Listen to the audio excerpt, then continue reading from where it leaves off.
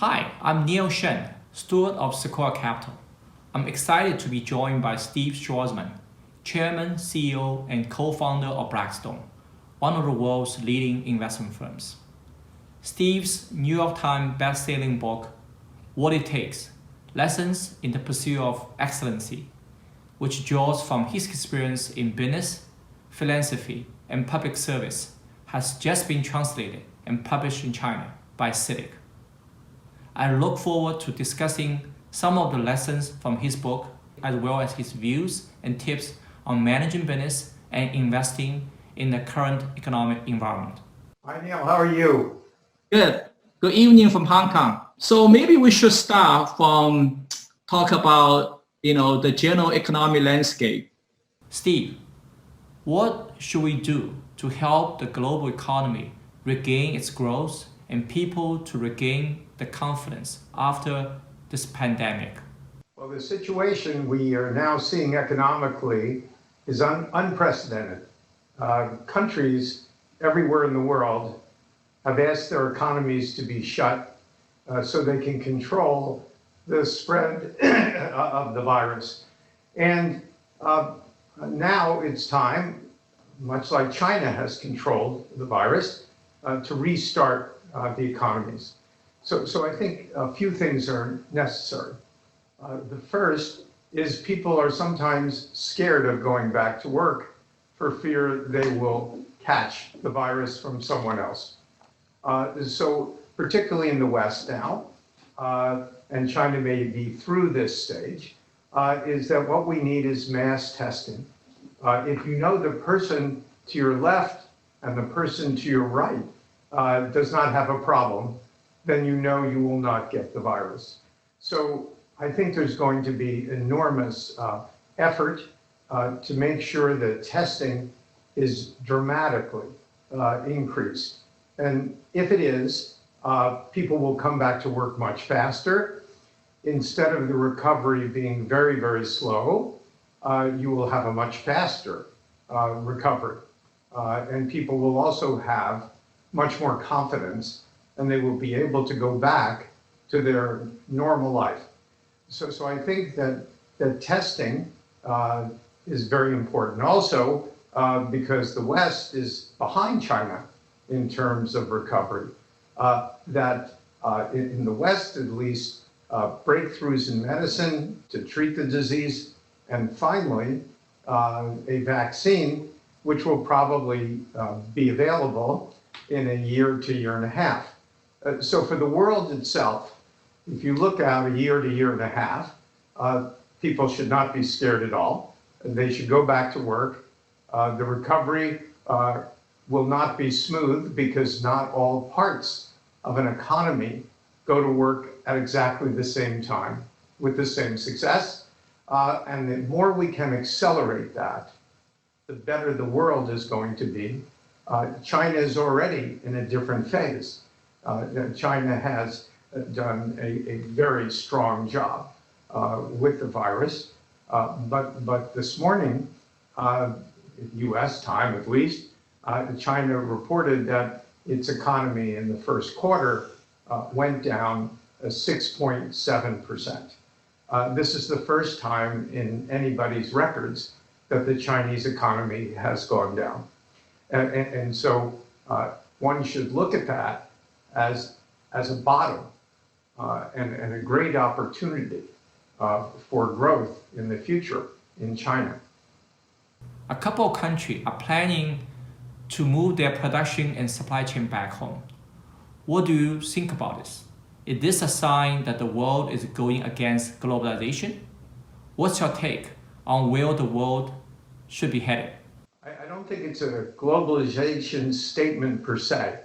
I think what happened is that a lot of companies experienced a severe dislocation in terms of its ability to get goods from China in particular, because China is the manufacturing capital of the world. And I had one CEO of somebody in the fashion business who said 100% of my supply comes from China, and I can't get anything. I'm going to go out of business because I can't get any merchandise. So once you experience that kind of situation, and it doesn't have to do with government directives, a normal business person would say, I can't leave myself exposed to any place. Doesn't matter what the name of the country is. I have to have a more diversified supply chain. And I think that that lesson was learned around the world, and it didn't have to be directed at China. It could be other countries that shut its borders, which happened for the first time in certainly my lifetime, and other than a world war where you couldn't get goods from other places. This is the first time. So what that did is it woke up almost every business person to at least evaluate what their supply chain is. Now, I think what may happen is rather than remove existing operations, growth may go back to more locations that are closer, because different business people say, I just don't want to be as concentrated in any one country. So basically, you are suggesting that both the industry as well as the countries all should try to optimize their supply chain and to avoid, obviously too much of a concentration. This is always to the best, to the best benefit of, the country and the industries. Yes, I think so. But it will still leave the super competitive countries, a lot like China, in an advantaged position. The only question will be how much of the supply chain will they get in the future. And of course, there are countries that have moved manufacturing facilities to China for Chinese consumption. And China will come out of this downturn from the virus probably as the strongest growing country in the world. So China has some natural advantages for its own economy as it continues to internalize it. Agree. I think clearly that there's still a lot of great advantages the industries that China enjoys.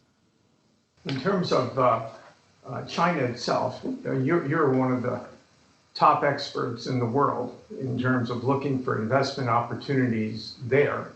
And what do you see in terms of industries that you think would be interesting now in areas of the country? So I could learn a little about that. Oh, thank you. I mean, you guys also been very active in China. I have been investing in China for the last 15 years and have seen several cycles of ups and downs. Many leading companies came out of such tough times because they become even stronger player in their respective sectors. They take advantage of the dark moments and making many offensive moves and gaining more market shares. And I think this is the same for the investors.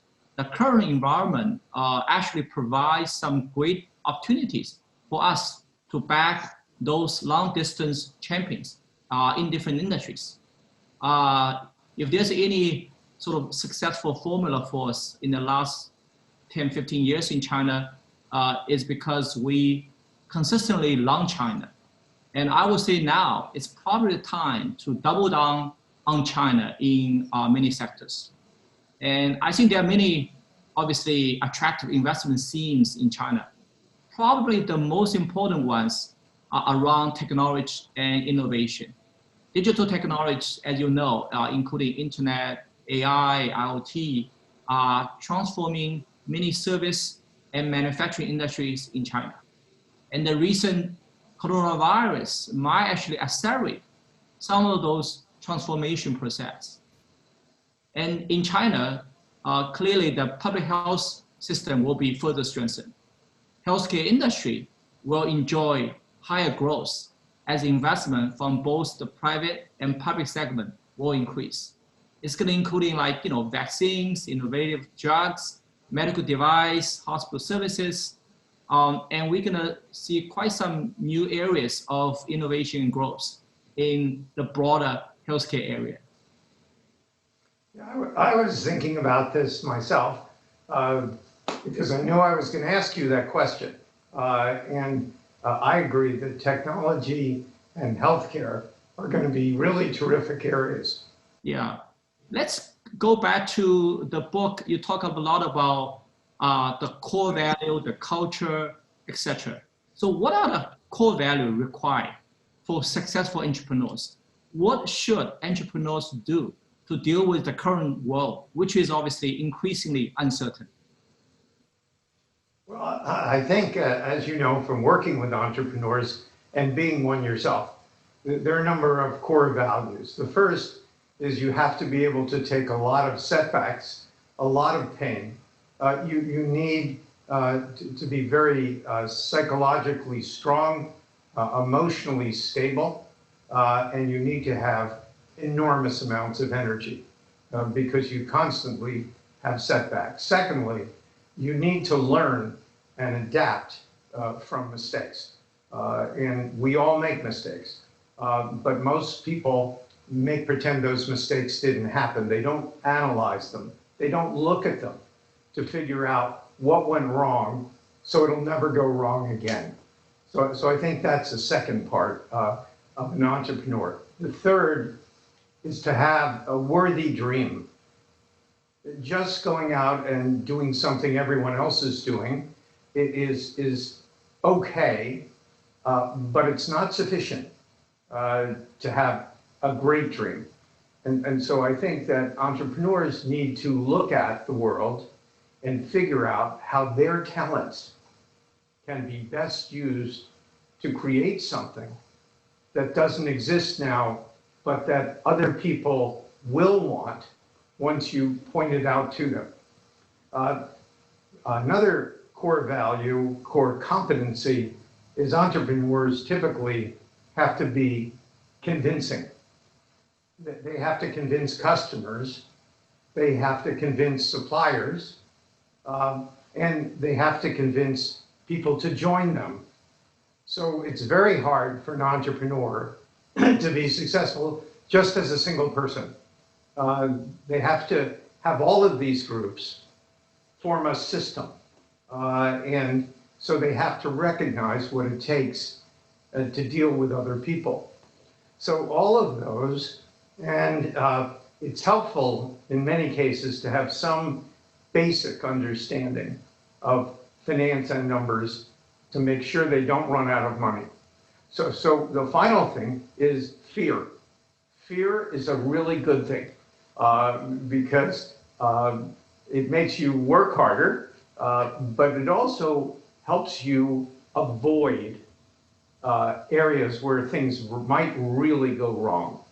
And if you're scared of failing, you'll take that fear and adapt it to de-risk types of decisions that you might normally not think so much about and take it and it could go wrong. So those are elements of what makes a terrific entrepreneur. Yeah, I think these are very good, I think suggestions on the traits. And found it interesting that when you're looking at the US entrepreneurs and the Chinese entrepreneur, the very top ones, they share very similarities in terms of their, entrepreneurial traits. I enjoy being with all the Chinese, great entrepreneurs, and in fact, other than the language, which is different, but many of them know English as well. The American ones don't know Chinese, but we don't know many languages at all other than English. That the similarities are really overwhelming. Yeah, what's your suggestion to them now we get into a world with so much uncertainty compared with before? Any specific suggestion for those entrepreneurs? Sure. Well, I've been through a lot of downturns, probably 5 or 6 in my life, and they're all scary at the time. This is so extreme that you have to look at this and say, okay, humans were not meant to be hiding in their houses. They are social creatures. They are going to come out of their houses and they will want to go back to work.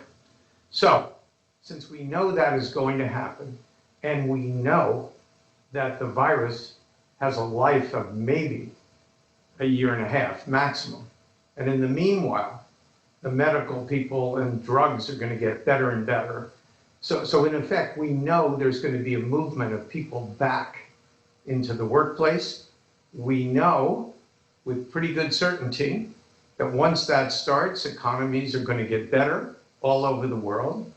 And so it's important to not have an emotional response to this, but to look at it and say, what's going to come back first? What's going to come back last? What's going to change and not go back? So there'll be much more on the internet, people meeting virtually, just like you and I are. And so that's going to hurt maybe travel, but it's going to help technology. And what that does for an entrepreneur is you have to have a view of what the new world's going to be, where the demand's going to be, where you can get capital to do something in the areas that are going to be good. And then when you think through something that's terrific, you just go there. And you go there with 100 to 120% total commitment. And you'll be successful. And other people will be frozen. And it's the predisposition to action when you see major trends that are going to be happening. And if you put yourself in front of that major trend, odds are you're going to be successful. Most people will be scared and do nothing. You mention in your book that corporate culture is more important than management. Can you elaborate on this philosophy?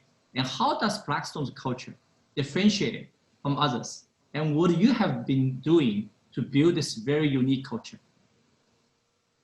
Well, what you learn is that no one person, no matter how good they are, can do what everybody does, and you can't control what everybody does other than by teaching them good values, teaching them what you believe so that they can keep the core of what you believe and do it themselves.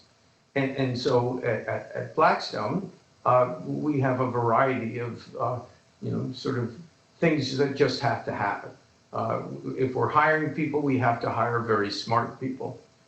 We have to have people who are honest and have high integrity. We believe in high levels of cooperation. I believe in a zero defect culture. And what that means is you can make mistakes in judgment, but you can't make mistakes in your work. It always has to be accurate. Anything that leaves your desk that goes to someone else has to be perfect. I believe, and we teach everyone, that groups can make better decisions than just one person. And that decisions should be made based on intensive analysis, laying out all the risk factors in any decision, and then assembling a group of 6 to 8 very smart people and having them analyze that information in an open way. And we have a culture where no one is an observer. If you're in the room, you must talk. And you must tell people what you think, not what somebody else thinks. I don't believe in what I call, and I hope this can translate, paid audiences of people in a business. If you're at a table, you're there to make a contribution. You are not there to watch other people intellectually work. And so we have these very vigorous debates. It's part of the culture. It happens on every decision, but it's not personal. Because in most organizations, if you say something that disagrees with someone else, then the first person is in effect viewed as attacking the other person. And that doesn't work well. And so people are reluctant to say the truth. We've created an environment where you have to tell the truth and what you think. And it's impersonal. And once everybody knows every meeting is going to work like that, then you have the benefit of everyone's intelligence, which is very important. And you know, we also have other core values, which is helping society so that people have a chance to help their person, organizations outside of the business. And we treat everyone in the business as if they're family. I view the business as if it's a small business. Now, right now, we have over 500,000 people with our parent company, which has about 3,000, and the other businesses and assets that we own. But I try and make sure that our senior management group on Monday is on video with everyone in each of our individual business lines. Because if you're going to transmit your values and what you were thinking about the world, and you can't just send out an email, you have to be in person. And video has transformed the way to manage businesses. And so if all of your people, for example, in private equity, and after private equity meets, our real estate business meets, and then our credit business, and then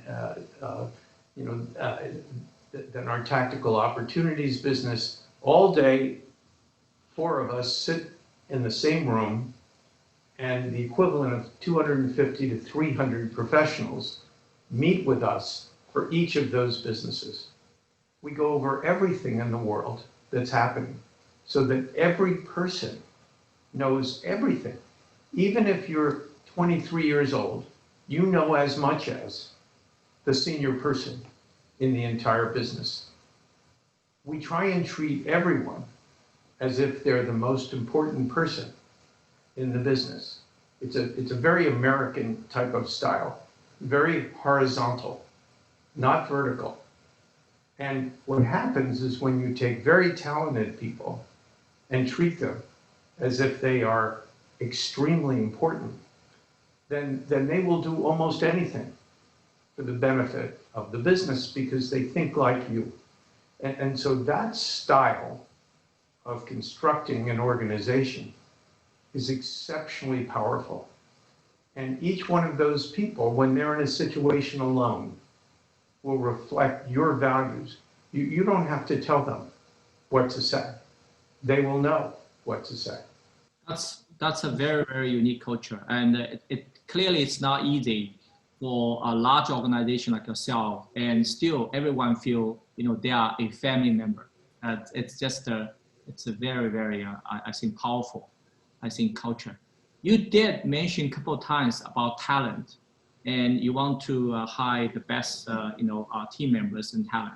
So in the book, you talk about to build a winning firm with 9s, with people who has the score of 9s, but people who are 10s, who can take the business in new directions without being told to do so. So how do you know someone is a perfect 10? How do you evaluate talent? Well, you're a 10. So how would I know that you're a 10? Well, one way I would know is that for people who are older than 40 years old, they are their reputation. What I see doesn't matter much. if everyone who knows you says you're amazing, what I've learned in life is you are amazing. Thank you. When people are younger, it's harder to judge them because they aren't fully formed yet. So I've interviewed huge numbers of people over my life. I've been in business over 50 years, and it's one of the parts I enjoy the most. And I enjoy it because when a person comes in, it's hard to know what's going to happen. So it's an adventure. It's not like the normal part of your day. And usually I get a resume, or a CV, you might call it. And usually, at least in the West, particularly with younger people, they have their background, and then at the bottom they have something that says interests. Either they've climbed Mount Everest, or they're the best swimmer. They've won a silver medal in the Olympics, or they are the #1 chess champion in the United States under the age of 4. Some funny thing. And so what I've learned is they put that there, so you'll ask them about it. And I always ask them about it because that's my way of being friendly, since they've sort of asked me to do that. And then that conversation goes someplace. And I'll take it wherever it goes. Sometimes I'll walk in a room and have done something very interesting, like this video that'll be all over China. And I'll say to the next person who sees me, geez, I just did the most amazing thing. I just was like talking to maybe 100 million people in China. How interesting. And if they don't respond, that's sort of odd, because this is not an everyday thing that somebody would do. And so I learned if they don't respond at all, that means they don't have a lot of curiosity. So I'm looking for people who are mentally alive, they're smart, they're flexible, they're curious. If you start talking about something that they don't know and don't have a background, they'll either try and play along and make a mess, or they'll say, I have absolutely no background in that area. Here's what I could say, but this isn't an area where I'll be very good. I'm looking for people who are stable under pressure. It's very easy to be sort of self-possessed when there's no pressure on you. And you can figure that out just because the interview setting is tension producing for them, not for me. So I try and figure out how they're doing under that pressure. Do they enjoy it? Do they come alive? Or after you ask them some things, do you see them sitting further back in their chair, symbolically trying to get away from you? And if that's the case, there's no hope. I sort of imagine that this person is already working at the firm, at Blackstone. And would I want to see this person again? Are they showing me something that maybe I don't know, a different way of looking at something where I'm not an expert? And so what happens is you can very quickly figure out how good somebody is. By the time I interview people now, the fact they know how to do their work well, somebody else has figured out. People just don't come in and see me. Usually in our system, they've met 15 or 20 other people before they get to me. So my judgment at this stage in my career is what is their potential to be great. And if I see someone, which I did, about 9 months ago, to start one of our new areas in growth equity, just an extraordinary person. And I was supposed to see him for half an hour. I just couldn't stop talking to him. So after an hour and a half, I said, look, I haven't checked with anybody else. Everybody thinks you're great. You're hired. You're amazing. And I can't wait to be working with you. Now, that doesn't happen that often because people who are tens are pretty rare. But hiring people and knowing what their capability and potential is one of the things that makes a great organization. As you would know, that's what you do for a living. You interview people constantly to try and figure out whether the idea they have and the drive, talent, intelligence, flexibility will get you to something great. Sometimes, if you have a great person in the venture business and their idea seems great, but the world changes, that one investment might not be as good, but they'll be successful doing something else a second time because basically they're enormous pieces of talent. Well, that's a very good, I think, suggestion how business leaders should talking to potential candidate. Obviously, the very reason you can make those decisions and make those calls when you interview them is because you obviously come from a long history of successful investment. So let's get into that part of our conversation now. So in the book, you mentioned one of your guiding business principle is never lose money. Can you elaborate on that? Are there any other investment principles you like to share with the with the audience, with the younger generation especially? Yeah, sure. Don't lose money is like this famous saying for a doctor: do no harm. In other words, don't have somebody come into your office, do some things to me. In a steel distribution business that went wrong, that investors hate it when you lose money. If you don't make so much on some things, it's okay. That's just a mistake. If you lose their money, they get astonishingly angry at you, and they'll almost never give you more money. And so you have to be very careful when you make a decision. That doesn't mean you don't take risks, but when you make any decision, you have to believe that you're not taking risk. And the reason you would believe that, either that you were stupid in the first place, that you just sort of feel like believing that, or you've done the work to show where things can go wrong, and you've discussed it and planned to take those things that obviously can hurt any new business, any new organization, any new investment, and you've engineered those out. And I think it's important that investments are not balanced, that the chance of losing money is equal to the chance of making money. That's a ridiculous approach, in my view, even if it's a lot of money.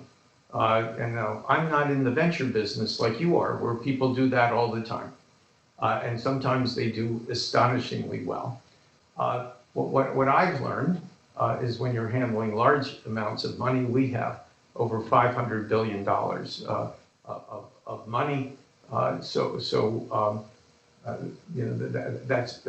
a huge amount of money for private investments, the biggest in the world, actually, at Blackstone, with no other company close to our size. That our responsibility is always doing a great job for people and using the process I talked about earlier, where we openly debate the basic assumptions of everything. Enables us, for the most part, to avoid loss. Before the financial crisis that we now have, and we'll see how we all come out of that, our last 700 investments, we only had one bankruptcy, one catastrophic loss. And that's a pretty amazing record when you buy a lot of things and you borrow a lot of money for each one, and to only have one that collapsed out of 700 shows that you can do that. Absolutely. I think, I guess every single of the 700 have some, embedded downside risk, but somehow you analyze it and you manage it, right? That's a amazing number and record. And other than never lose money, any other investment principles, if you pick one to share with the audience? Yeah, go into industries that have growth. If you're investing in something where that whole field is doing well, and is going to do better in the future than it is the day you invest in it, that kind of field, you will find your way to success. If you're investing in something that you think is quite cheap but has very little growth, then when something goes wrong, you don't have a way to fight your way to success. So that would be the other thing that I would say. So for example, Neil, in the real estate business, we sold our large shopping centers and malls when we saw the internet coming in. And in the Western world, that was a very smart thing to not own those. And we took the money and new money and bought warehouses. Now, why did we buy warehouses? Because all the internet sellers, whether they're the Alibabas or JDs, doesn't matter, they all need warehouse space for their goods to ship them to customers. And so warehouses throughout the world ended up being the best asset class in real estate, and we were the largest purchaser of warehouses in the world over the last 10 years. So what we did is we looked at where the growth was going to be, where society was changing, got out of things that we thought weren't going to work, and made huge commitments to things we did. Yes, it's a lot better to be in a growth industry and enjoy the tailwinds instead of meeting the headwinds. So many young people in China are reading a book, not only for investment, but also for advice on their career and life. So if you can only offer one suggestion to them, what would that be? I think one of the suggestions particularly for younger people is go into something that you love. What you find in life is that if you find something where you are a natural fit, your interests and your capabilities fit a certain type of activity, you could be really great at doing that. So one funny example in our country is we had a basketball player named Michael Jordan, who was probably the best basketball player who ever played, and a remarkable athlete. And his father died, and he became very depressed, and he quit basketball, and he tried to play another sport called baseball. And Michael Jordan was a terrible baseball player. Here was the best person in a sport who went into another sport and was mediocre. How is that possible? They're both athletic. But after a year and a half, he decided to go back and play basketball. And I was at his second game. He hadn't played in almost 2 years. And he scored 40 points in his second game, which is an exceptionally high score because he was gifted. And each of us have something we like that we're better at than other things.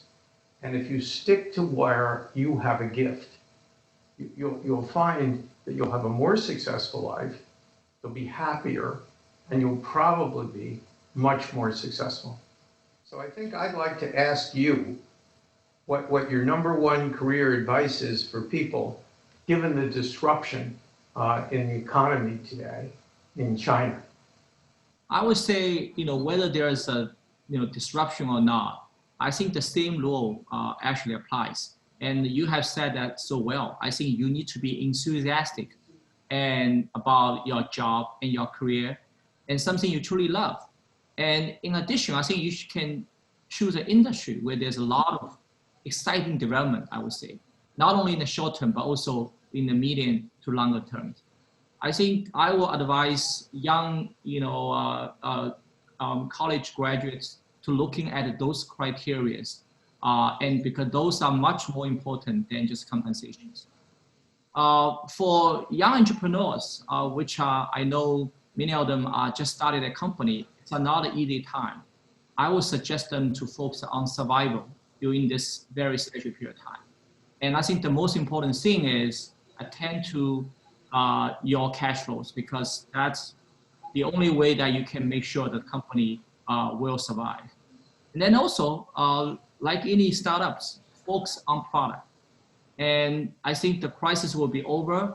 And if you have a truly differentiated product, you can come out as someone who is much stronger in the sector. And I just feel like you need to be resilience in tough like that, market like that, because many great companies actually have been built during special period of time like this. But I told our younger people that they're actually quite lucky to be involved in our industry, which is the investment industry, at this stage of a really huge economic dislocation, because they're going to learn to never trust anything that somebody tells them about what the future is going to be. As you said, make sure you have enough cash and cash flow so you don't get in trouble. When young people start, they look at the world, they look at models they build and expectations, and they don't always plan for everything going wrong. When I started, I first started in 1969, then I went to business school and came back and started again in 1972 at Lehman Brothers. There was no equity increase for 10 years in the United States. So I learned equities don't go up automatically. And if they do, it's a gift. And it may be temporary. So my whole career, because I learned in a bad time, is to not believe what everybody tells me. Always assume it can go wrong.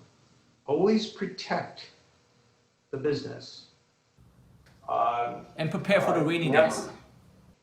Right, and so what happens is the young people now who are starting out and other people who have businesses will learn discipline and what academics would call risk control in a way that will benefit them for the next 10, 20, or 30 years of their careers. And even though it's tougher times now, they have to look at it as an educational time where they will learn rules that will help make them success. Great. So much enjoying talking to you. We are running, more or less, to the time. So, but I hope that you could actually come back to China soon, so that you can physically see the audience who will be become, big fans of your book.